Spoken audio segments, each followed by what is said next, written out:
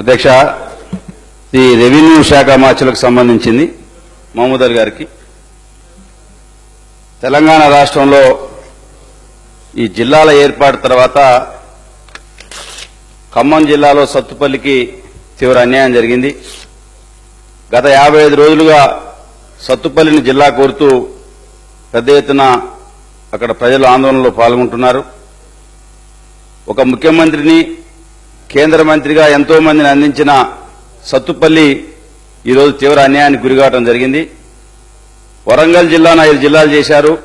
కానీ ఖమ్మంకి వచ్చేసరికి భౌగోళికంగా, వైశాల్య పరంగా, విస్తీర్ణ పరంగా ఎంతో వైశాల్యం కలిగి మరి 3వ జిల్లా చేసేదానికోసం అవకాశం ఉన్న సత్తుపల్లికి తీవ్ర అన్యాయం జరిగింది.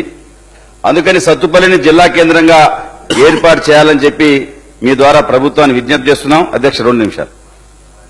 జనాభా పరంగా కానీ, వైశాల్య పరంగా కానివ్వండి అధ్యక్ష, ఒక్కటే మా సత్తుపల్లిలో అన్ని రకాల ప్రభుత్వ కార్యాలయాలు ఏర్పాటు చేసుకోవడానికి వ్యవసాయ యూనివర్సిటీ ఉంది, బెటాలియన్ ఉన్నది, డిగ్రీ కాలేజీలు ఉన్నాయి, ఇంజనీరింగ్ కాలేజీలు ఉన్నాయి, సింగరేణి గన్లు ఉన్నాయి. అందుకనే సత్తుపల్లి, అశ్వరాపేట 2 నియోజకవర్గాలను కలిపి సత్తుపల్లి జిల్లా కేంద్రంగా ప్రకటించాలని చెప్పి మీ ద్వారా ప్రభుత్వాన్ని విజ్ఞప్తి చేస్తా ఉన్నాను. అధ్యక్ష.